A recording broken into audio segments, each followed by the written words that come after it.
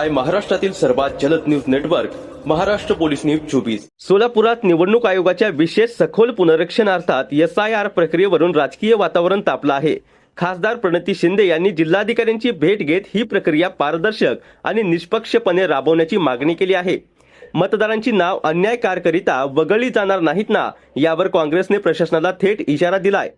पाहूयात आता सविस्तर खासदार प्रणिती शिंदे यांची मुलाखत। माध्यमातून एक्सरसाइज जी आहे ती महाराष्ट्रात सुरू झाली आहे, मॅपिंग सुरू झाले। जून महिन्यापासून एन्युमरेशन फॉर्म देण्यात येणार आहे। तर आम्ही आज कलेक्टरला काँग्रेस पक्षाच्या माध्यमातून आमचे शहर अध्यक्ष, जिल्हा अध्यक्ष, सगळे तालुका अध्यक्ष, सगळे ब्लॉक अध्यक्ष आम्ही भेटलो आणि कलेक्टरना निवेदन दिलं आणि विनंती केली की SIR ची प्रक्रिया ही महाराष्ट्रात आणि सोलापुरात ही पारदर्शक झाली पाहिजे।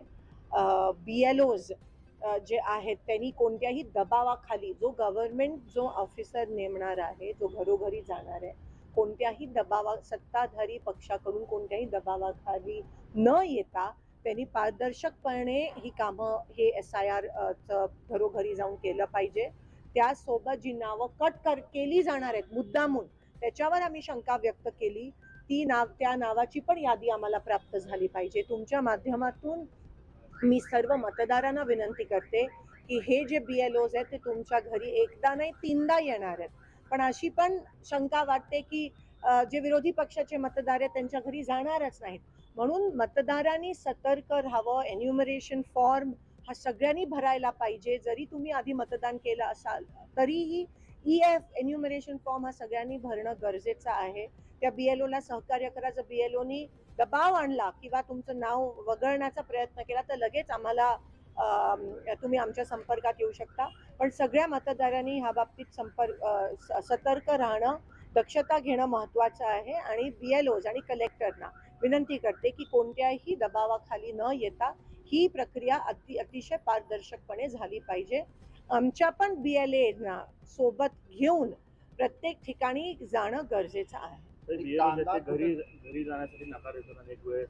आणि दुसरं जे आहे की मतदार यादीमध्ये 2002च्या यादीमध्ये त्यांची नावं अनेकांची सापडत नाहीत। अनेक तक्रारी त्याच्या बाबतीत आहेत। नाही, खूप नावं जाहीर झाली पाहिजे आणि मतदार यादी पण BLOंची नावं जाहीर झाले, सगळ्यांकडे लिस्ट आहे, पण ती पब्लिकली वृत्तपत्रामध्ये ती जाहीर झाली पाहिजेत।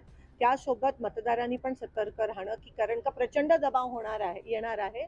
प्रचंड ह्या ठिकाणी नावं कट करण्याचा प्रयत्न आणि षडयंत्र हे सत्ताधारी करणार आहेत, जसं आपण बंगाल आणि बिहारमध्ये बघितलं। म्हणून जर मतदार सतर्क राहिला आणि आम्ही पक्षाच्या माध्यमातून पण सतर्क आहोत, पण आम्ही सतत प्रशासनावर पण दबाव निर्माण करणार आहोत।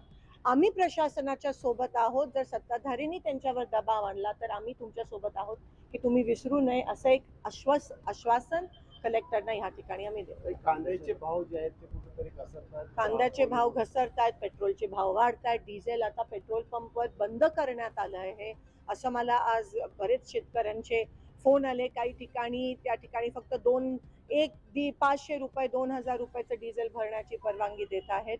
त्यासोबत खत पण त्या ठिकाणी बंद, शेतकऱ्यांना मिळत नाहीये। हे सगळं सुरू असताना आम्ही उद्या जन आक्रोश रस्ता रोको मार्केट यार्डामध्ये सगळे शेतकरी, कारण का जसं मी म्हणाली डोक्यावरनं पाणी गेलं आणि आता लोकांमधून तुम्हाला उद्रेक आणि उठाव, त्याचं पहिलं पाऊल कॉक्रोच जनता पार्टी होतं, पण आता रस्त्यावर पण लोक उतरल्याशिवाय राहणार। सोलापूरच्या बाजारामधली एक पावती भरली शेतकऱ्याची 300 रुपये त्या शेतकऱ्याला भरावे लागले कांद्याचं। आणि अशी एवढी वाईट परिस्थिती आहे आणि कोणाचंही लक्ष या ठिकाणी नाही आहे। आपल्याला दिसून येतं सत्ताधारी मस्त आहेत आणि शेतकरी त्रस्त आहेत। तुम्ही काँग्रेस जनता पार्टीचा उल्लेख केला, त्यांनी संस्थापकाला जीवे मारण्याच्या धमक्या येत आहेत, त्यांच्या घराला पोलीस अमेरिकेत जाऊन मारण्याच्या पण धमक्या येत आहेत त्यांना। आणि तुम्ही बघू शकता की कोणत्याही प्रकारचा विरोध झाला की हे लोक कसे वागतात आणि अहंकारी किती झाले त्याच्यावरून कळतं। पण काँग्रेस जनता पार्टी ही सुरुवात आहे त्या रेव्होल्युशनची, त्या क्रांतीची। लोकांना व्यासपीठ अशी मिळत नाही म्हणून ते सोशल मीडियाचा आता वापर आणि 21 मिलियन फॉलोअर्स त्या काँग्रेस जनता पार्टीला मिळेल। ही सुरुवात आहे आणि हा उद्रेक तुम्हाला येणाऱ्या दिवसात दिसायला मिळेल, बघायला मिळेल। महाराष्ट्र पोलीस न्यूज 24 साठी सोलापूर जिल्हा उपसंपादक मोहसिन अत्तार।